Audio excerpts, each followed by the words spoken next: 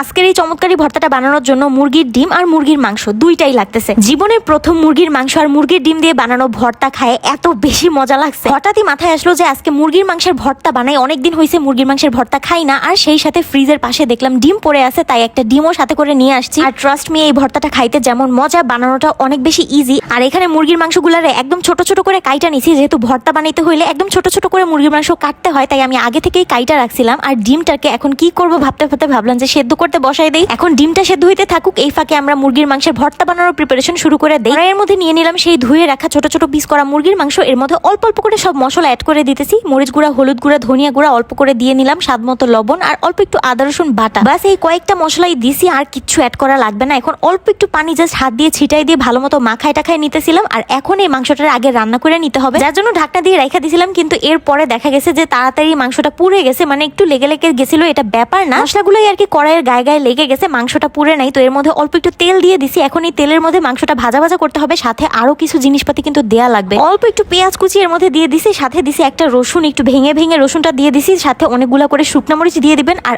আদা কুচিটা মাস্ট দিতেই হইব ভাই, এই ধরনের ভর্তা আমি আদা কুচি অনেক বেশি পছন্দ করি, আর মুরগির মাংসের ভর্তায় তো দিতেই হবে, তাইলে এত সুন্দর একটা ফ্লেভার আসে। তো এখন এগুলারে খুব ভালো মতো একদম একসাথে ভাজা ভাজা করে নিতেছিলাম। মাংসটা যাতে ভালো মতো সেদ্ধ হইতে পারে এর জন্য আগে থেকে একটু রান্না করে নিছি, আর তারপর সবগুলি একসাথে ভাজা ভাজা করে নিছি আর কি। আর চিকেনটা ভালো মতো ক্রিস্পি করে ভেজে নিছি। প্রিয় অপুরা, যারা হেয়ার কেয়ার আর স্কিন কেয়ার নিয়ে চিন্তায় আসো, ট্রাস্টেড কোনো প্রোডাক্ট খুঁজে পাচ্ছে না যেটা হেয়ার আর স্কিন কেয়ারের জন্য অনেক বেশি ভালো হবে, তাদের জন্য ফ্লোরা পেজের এই গ্লো এসেনশিয়াল সোপ আর রোজমেরি অয়েলটা অনেক বেশি কাজে দিবে। আমি বলতেছি, ওনাদের এই সিক্রেট রোজমেরি অয়েলটা আমার হেয়ার রুটিনে আনার পর থেকে তো আমার হেয়ার গ্রোথ অনেক ভালো হয়ে গেছে, কারণ এটা টোটালি হোমমেড আর ন্যাচারাল সব উপাদান দিয়ে তৈরি করা হয়েছে। প্রায় 5টা প্রিমিয়াম এসেনশিয়াল অয়েল, যেমন rosemary oil, tea tree oil, cumin seed oil, lavender essential oil, আরো অনেক ন্যাচারাল উপাদানের সংমিশ্রণে বানানো হয়েছে এই রোজমেরি অয়েলটা। আর এখন আমি এটা সপ্তাহে 2 থেকে 3 দিন ব্যবহার করতেছি। আর সাবানের কথা কি আর বলতাম, এই গ্লো এসেনশিয়াল সোপটা যখন থেকে আমি ইউজ করতেছি আমার ফেসে অনেকটা ইমপ্রুভমেন্ট দেখতে পাচ্ছি। কিছুদিন পরপরই দেখা গেছে 1-2টা করে ব্রণ উঠে যায়।